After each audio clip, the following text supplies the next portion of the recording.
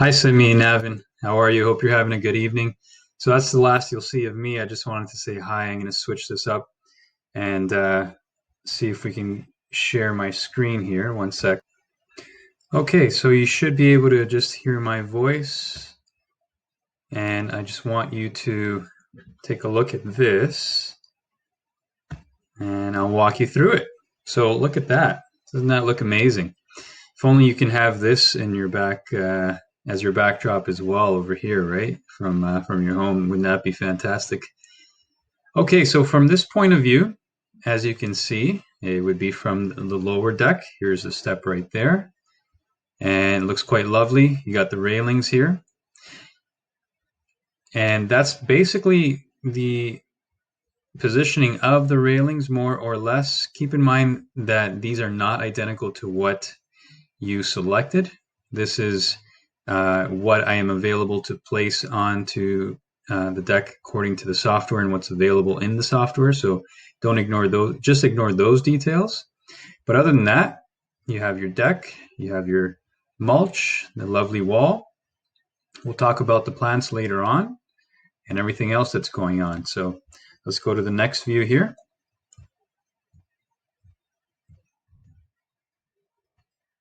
There we go. A little higher up so you can get a bigger vantage point. See the stepping stones leading to your shed there. And the next image will show that even clearer, which is great. Okay, and you can see how many are going to be needed more or less. This rendering is almost very precise. It's quite precise to scale. It's not going to be exactly like this, but it is quite close. So I just wanted you to see how that's going to look. Let me know. Give me some feedback how you feel about that. I think it's got very good flow overall. You know, you're going to step off the deck, walk this way. You're going to come with your lawnmower, Simi, and go in that way to your shed. Of course, you have the mulch and everything else happening there. So that looks great. Go to the next one. All right. So if ever you were to have a drone, Navin, maybe you want to get yourself a drone. You can. This is what you're going to look at. This is what exactly you're going to see, right? Forget about the distortion here that happens to the plants. That's just part of the software. And you can see you're going to have ample space with the decks. It's just going to look phenomenal. Of course, you're going to have your gazebo here. Let's move on to the next one. Another bit of a higher vantage point. Okay, you start to see a little bit of the walkway as it goes along there. I'll talk about that in just a moment. The next slide. There we go. Okay, so this is purely for color combination. I want you to see that. This is not how the stone is going to look. It's not going to have a cut in the middle with, a bit of stone there and most stone there. That's not how it's going to work. For the software, so every manufacturer has different kinds of stone, and some manufacturers update their stone, like they add a new type of stone every year. So the software can't keep up with that kind of thing, and the software only selects certain companies to showcase their kind of stone. So this is as close as I could possibly get, but for the color contrast, I wanted you to take a look at that. Obviously with the accent, that's going to match in with the brick of the house, going to look lovely. And then with the larger stone, which will be darker along the edge, and then on the inside over here. So as you know, we're going to reuse your step. Okay, the step that we're going to take from here, we're going to use one of it here. And then it goes off and turns the corner just so slightly. So that'll look really good. Here's another vantage point from higher up. Here, as if you were standing on the mulch, okay, which is great because you're able to take this path through here alongside the wall and just walk over to your shed. And then from the vantage point, as if you were standing on the step of your shed, you can see how that's going to look. So that'll look lovely.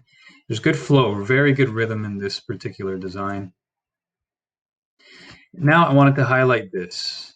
Okay, so based on the selection that you told me of the annuals that you'll be getting, Simi, I just threw an arrangement here. If you're inspired by this, by all means, go ahead and use it. But you can have a lot of fun with this, however you want to arrange this. And this will be a mound, as you know, and we're going to edge this real nice. It's not going to look like how it is here. So I wanted to highlight this water feature. Okay. We didn't talk about this, I guess, from a design standpoint, but not just a design standpoint, but also something that you may actually like. You may enjoy having a water feature here. I'll show you what it actually looks like, but it has a little cascading waterfall. So if you're into the sounds of a cascading waterfall and the effects that that has for you, which calms and soothes you, generally that's how it works for people. That's a lovely option as well. And these actual plants here are plants that would survive in the water. So we'll take a look at that now. That's basically what it would look like. And there are different versions, of course, different sizes. And we can talk more about that. You know, I thought I'd throw it in there, present it as something that looks pretty amazing and could bring a lot of fun and make you feel really good at the same time, being around there planting and having the sounds of the waterfall in your ear, and just, very calm environment. Let me know about that.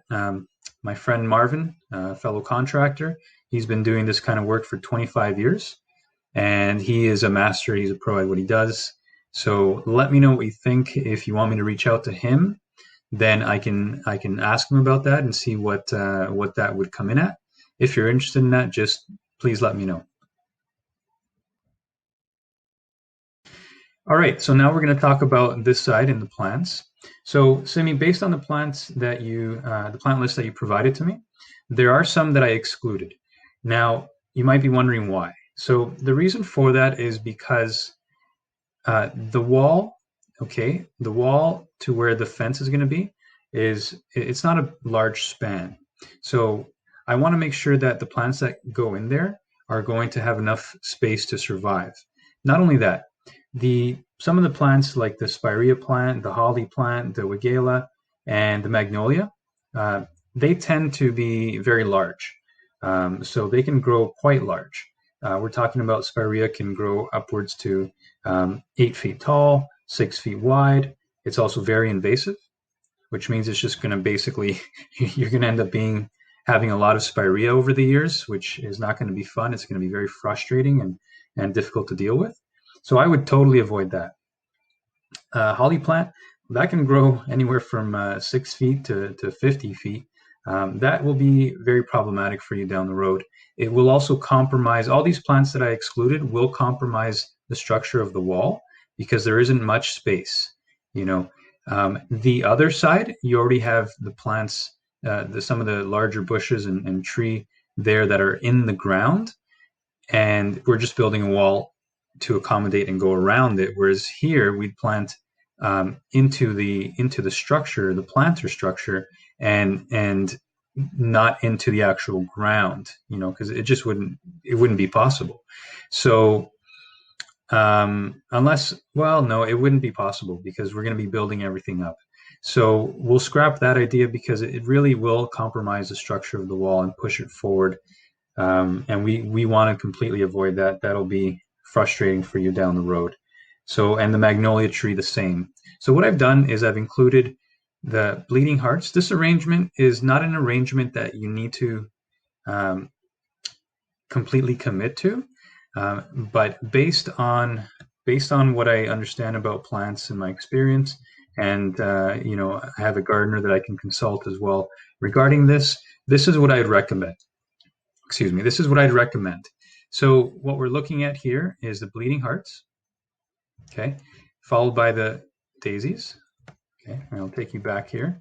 And obviously, they don't have to be this color. There are different variety of colors, and we can talk more about that, figure out those details. And then the lavender, okay, and the daisy, which tends to grow 2 to 3 feet. I have it in the back there, okay, which makes sense. You want the taller plants in the back, shorter ones in the front. Okay, I left a nice, beautiful spot, couple spots here for the bleeding hearts to grow out real nice. And then you have here the orange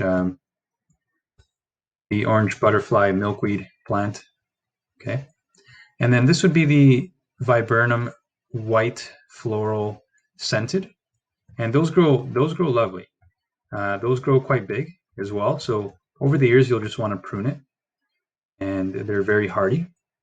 And they bloom in the spring. They're lovely. And then back there would be the hostas. Okay, so I'll go back to that right there. So that's what I'd recommend. Now, whether we add or take away 1 or 2 plants, that totally depends. Once everything is built, we'll have a better idea of what to do. That makes sense? Let me know what you think. And here is the plan view, basically, of the whole thing, how it looks from up above. So, Simi, Navin, thank you so much for your time. I really hope that this presentation has been helpful for you. If you have absolutely any questions at all whatsoever, of course, I want to hear your feedback. As you know, with this silver package design, you have up to 2 revisions. Let me know what you think, if there's anything that I missed, if there's anything that you would like to add or omit. The fence, I didn't include them, obviously, because we know it's going to match what's over on this side. And your feedback is absolutely welcome, of course. Once you approve this, then I will start to build a spec sheet around all of this, which will detail everything that is going to be included. And I believe that is it. So if you have any questions, absolutely reach out and we'll continue going on this and getting this done.